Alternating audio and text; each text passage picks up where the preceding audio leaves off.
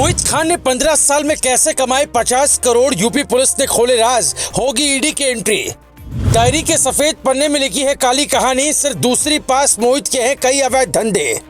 दर्जनों दलित महिलाएं क्यों चाहती है मोहित की दोबारा गिरफ्तारी, खुलासा सुन उड़ जाएंगे होश। मोहित खान को क्या जेल से दोबारा गिरफ्तार किया जाएगा? जैसे नेताओं और माफियाओं को जेल के अंदर ही दूसरी एजेंसी गिरफ्तार कर लेती है, क्या मोहित खान के साथ भी वही होने वाला है?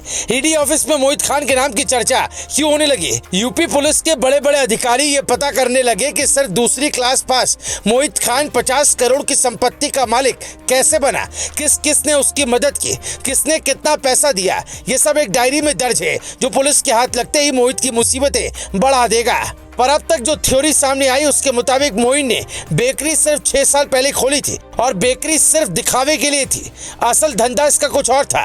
मोहित ने मदरसे तक शुरुआती पढ़ाई की, सिर्फ नाम लिखना जानता है, कोई बड़ा नोटिस आ जाए तो उसे समझ नहीं पाता। सिर्फ दूसरी क्लास तक पढ़ाई करने वाले मोहित ने 18 साल की उम्र में स्थानीय नेताओं से मेल जोल बढ़ाना शुरू कर दिया और साथ में जमीनों की खरीद बिक्री करने लगा।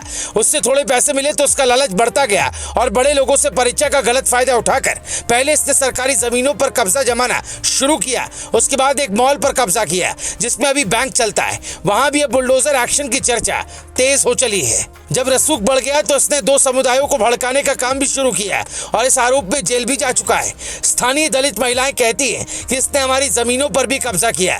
दर्जनों महिलाएं इसके खिलाफ शिकायत लेकर थाने पहुंची हैं और दोबारा गिरफ्तारी की मांग कर रहे हैं, जो ये बताता है कि एक नंबर का माफिया है जो अतीक और मुख्तार की तरह बड़ा भले ही न बना पर इसके कारनामे वैसे ही थे। और इसका जो सबसे बड़ा मददगार है राशिद, उसके मुख्तार के भाई अफजाल अंसारी से अच्छे संबंध है। मतलब मोहित ने जो काली कमाई की है वो एक अकेले की नहीं है। अब यही पता करने की कोशिश की जा रही है कि इसने जो 50 करोड़ की संपत्ति बनाई उसमें से कितनी वैध है और कितनी अवैध। चूंकि इसका एक रिश्तेदार लंदन में भी रहता है, ऐसी मीडिया रिपोर्ट सामने आई है, तो उन पैसों की हेराफेरी करके अगर इसने कुछ किया होगा या टैक्स चोरी की होगी, घोटाला किया होगा, तो फिर ईडी और सीबीआई की एंट्री भी मोहित के केस में हो सकती है। और उसके बाद तो ऐसे ऐसे राज खुलेंगे, यूपी पुलिस के बड़े बड़े अधिकारी भी शायद दंग रह जाएं, क्योंकि जिन बातों का पता पुलिस काफी मुश्किलों बाद भी नहीं लगा पाती, उसे बड़ी आसानी से सीबीआई और ईडी वाले ढूंढ निकालते हैं। और इस केस में तो मोहित की मदद करने का आरोप कई लोगों पर लगा है, तो फिर कई नेताजी लपेटे में आ सकते हैं।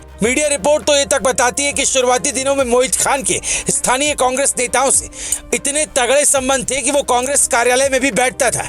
वहां के लोग शुरुआती दिनों में उसे कांग्रेस नेता समझते थे, लेकिन बाद में जब इसने सपा ज्वाइन की और साल 2012 में भदरसा का नगर अध्यक्ष बना, तब सपा नेता के रूप में फेमस हो गया। अयोध्या ही नहीं, लखनऊ तक इसकी पकड़ मजबूत हो गई और आज उसकी ये पकड़ उसकी सबसे बड़ी कमजोरी बन गई, क्योंकि जिन साथियों पर उसे भरोसा था कि बचा लेंगे, अब वही लोग जांच के दायरे में आ गए और जिन लोगों के साथ इसने गलत किया वो सब एक एक कर इंसाफ मांगने के लिए थाने और अदालत की चौखट तक पहुंच गए, जहां मोहित खान के हर गुनाह का हिसाब होना है। पर सिर्फ 15 सालों में कोई 50 करोड़ की संपत्ति बना ले, ये बात चौंकाने वाली लगती है, वो भी तब जब उसने बेकरी सिर्फ 6 साल पहले ही खोली थी। आपको क्या लगता है, मोहित ने कोई और बड़ा खेल किया है जो मीडिया के सामने नहीं आया? कमेंट कर हमें जरूर बताएं। Bureau report, global Bharat TV.